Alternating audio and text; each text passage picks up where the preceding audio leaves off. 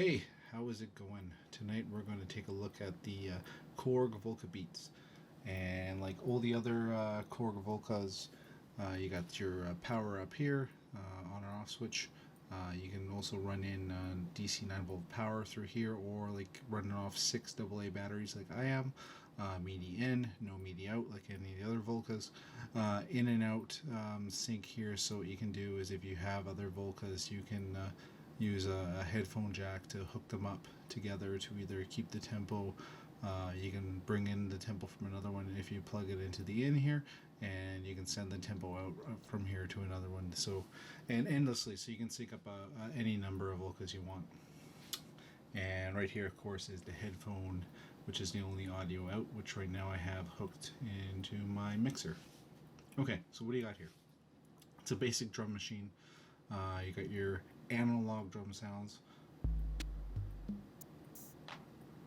and your PCMs.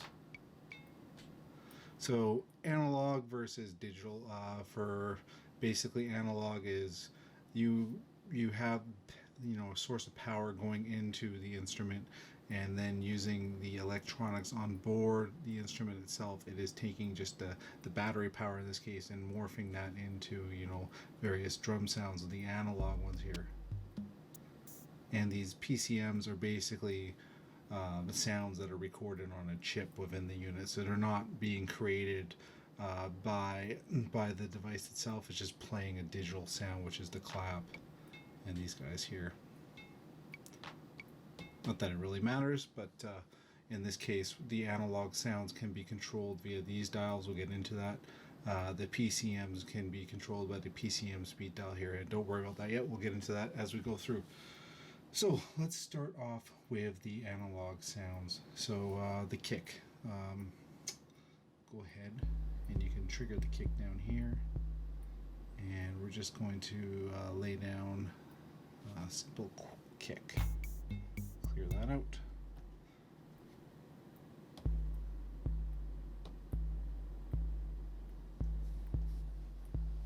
So there you go.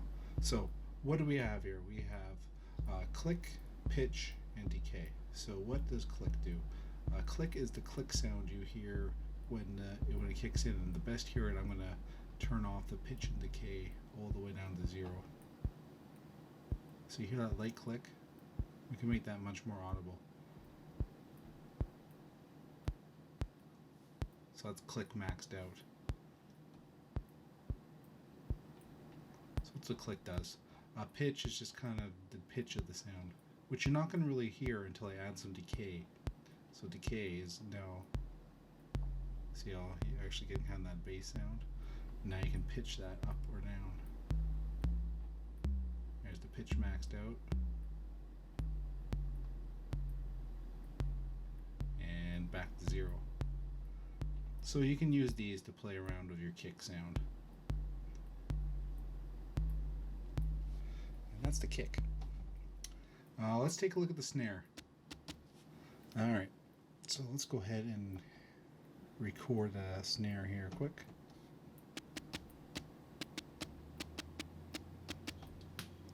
And I'll get into the recording into the sequencer once we get through all the sounds here. So snappy. So we'll turn snappy all the way down. Here's snappy all the way up. So turn it back all the way down, and now your pitch.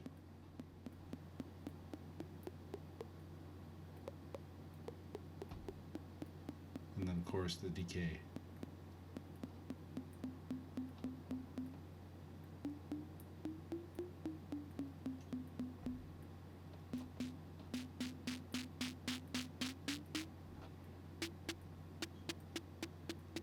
So those are all the ways you can change how the snare sounds on this guy.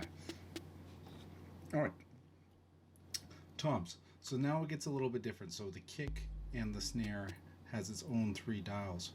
For the toms, they both, the low and high tom, both share this decay dial, but the high pitch and low pitch can be controlled by these 2 dials. So let's go ahead and for our first 8 beats here, I'm going to make it the low tom, and then the last 8 beats I'm going to make the high tom. So let's go ahead and set that up now. I'll get into this in more detail in a little bit.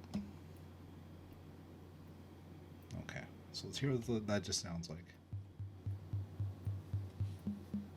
So watch this little light down here, because when it's going for the first through 8, it's playing the low, and you can tell by what's flashing here.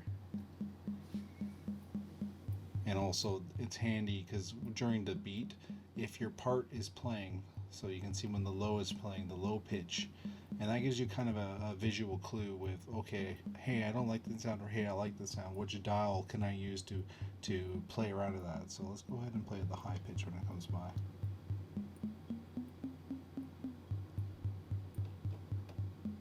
If you line them up right in the middle, add some decay.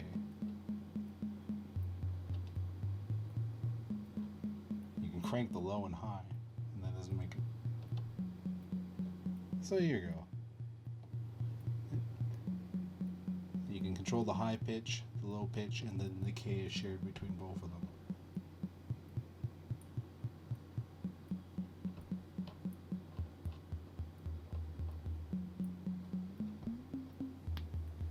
So it gives you a way to play around with the toms there.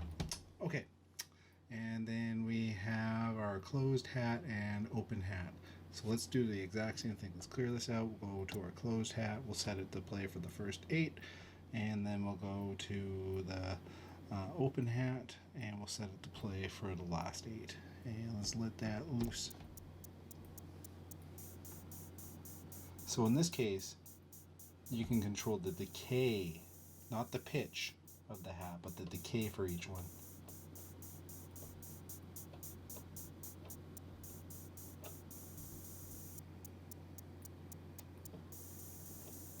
Then you can control the grain sound of it.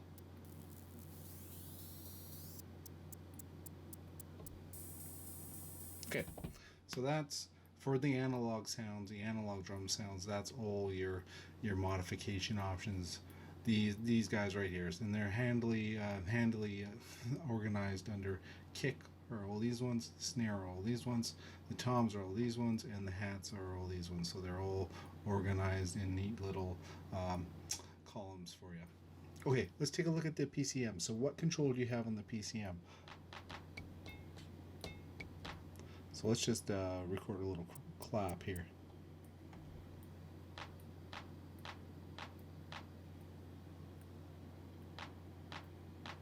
So you can, this right up here, you have the PCM speed, so you can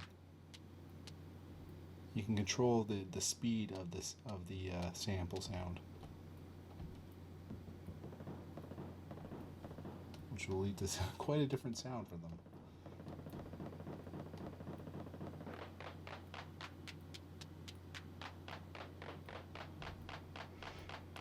And that's the control you have over those PCM parts. So it's fairly straightforward. So you can record them in, and then once they're recorded in, you can control the speed, basically the playback speed of those samples. All right, that is basic functionality in a nutshell. What we're going to look at next is the stutter. Okay. So before we do that, let's just lay down a very, very simple beat, and we're going to speed up the tempo a little bit here. So this tempo dial right here will control the overall tempo. So I'll leave it slow for, oh, what the hell, bring it up to something a bit more normal, 120, and we'll clear. So if you ever want to clear out what's in the sequencer, function all will clear it out. Okay, let's lay down a very simple beat, and we'll get into stutter.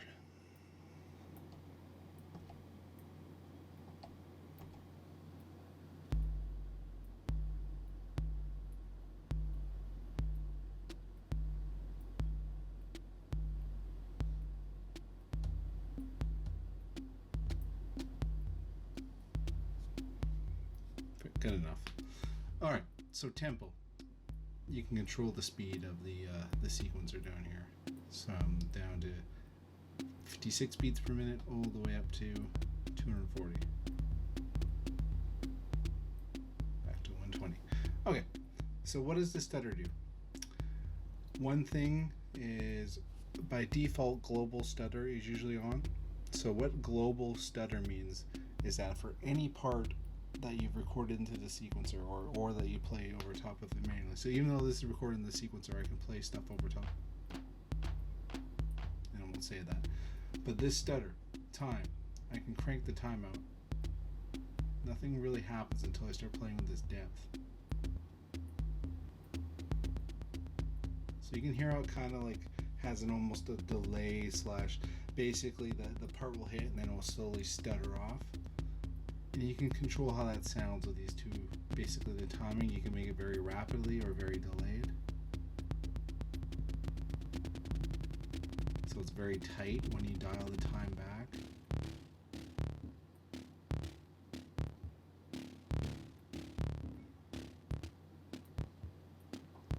And then if you ever just want to turn it off, you can turn them both off.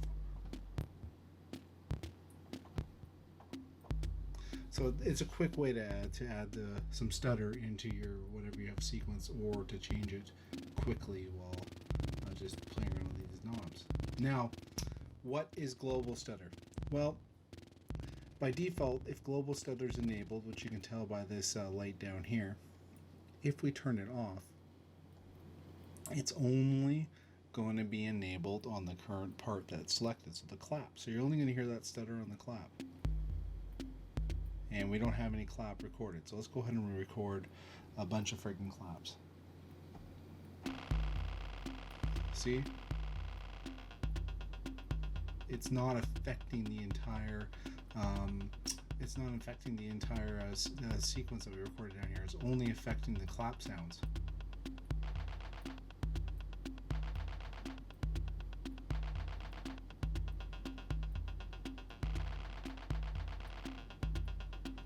If we turn global stutter back on, so if you ever want to enable these things down here, you have to hold down the function button. So I hold down function and then I touch global stutter, and now you hear it's all over the whole sequence now.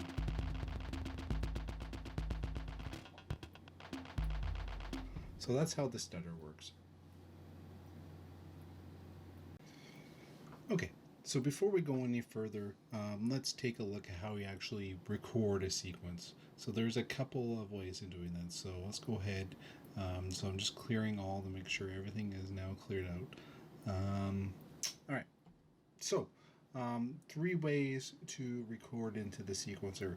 The easiest way is to hit play, hit record, and now whatever you push down here is going to record into the sequencer.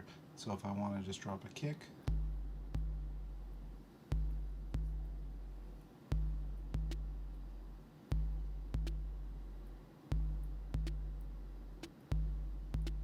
so you can see I can just record over into it.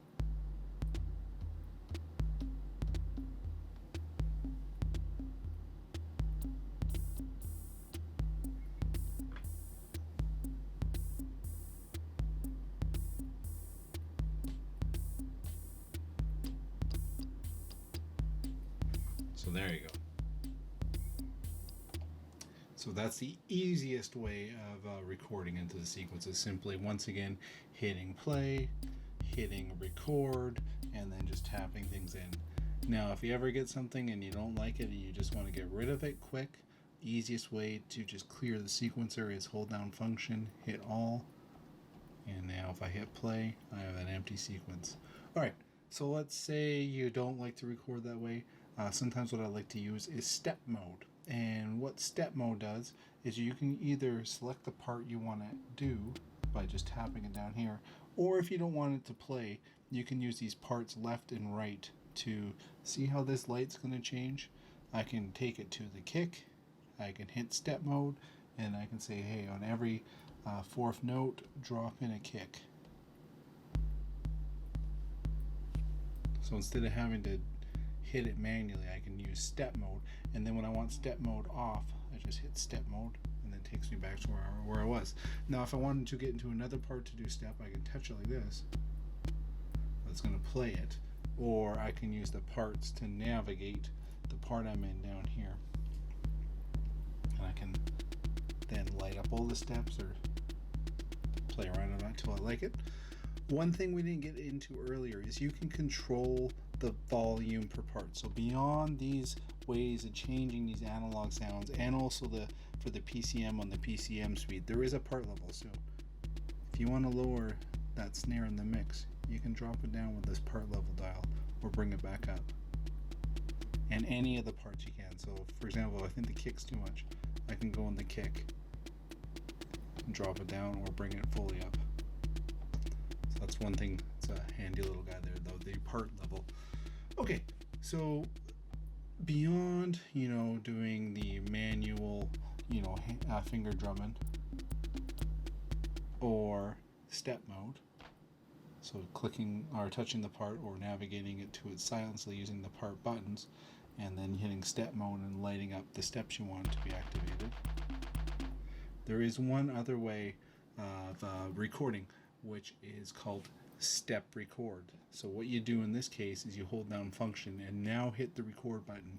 You can see it looks weird, and you can see it says step record. So we're on step 1. There is 16 different steps, and I can manually hammer in what sounds I want to play for this step. So one thing you have to be very careful in this mode is right now I'm in step 1. The lights that are lit up are the parts that are already triggered to play in step 1. As soon as I set something else here, it's going to write over that step. So if you like what you have and you're wanting to add in a couple of parts like this, if you do it like I'm doing right now, it's going to write over top of it. So let's go ahead and demonstrate that. So let's just put a kick. So basically I'm going to go kick, kick, snare. And when I'm done, so you can see when I hit kick, it jumps to the next step. And then for this step, I'm saying play snare. And I'm saying play kick on this step, play snare. And now I'm back to 1. So I'm done now. So I go ahead and I can keep on doing this, like I can keep writing over what I have, but there's no point in this case. I'm just going to hit function, I'm off, I'm back into the regular mode, and I hit play, and you're going to hear kick, snare, kick, snare, kick, snare. And we've lost everything else in the loop. But if you have a book on drum patterns, or you just want to fill in something very like on the nose, you can go through each step and then trigger the sound you want for each step that way, instead of going into step mode for each one, or to manually laying it down with just play and record. So that's pretty much the Beats in a nutshell. So it's a nice little cheap portable drum machine. I personally like the sample a little bit better, just because you can get a drum machine like out of it. I don't really find there's anything I can't do on the sample that I can do on the Beats, and there's a lot more I can do on the sample than what I can do on the Beats. Now, saying that, the sample is a lot more of a pain in the ass to use.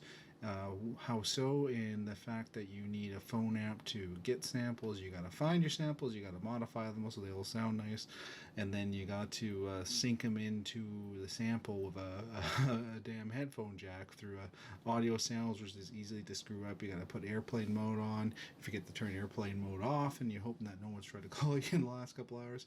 Don't have to worry about all that crap with the Beats. The Beats is immediate. It's pretty quick to pick up, and you're going to be able to make some decent drum loops pretty quickly with it. So depending on what you're looking for, make your own call there, and hopefully if you go with the Beats, this video, or if you already went with the Beats, this video will give you a hand on how to use it.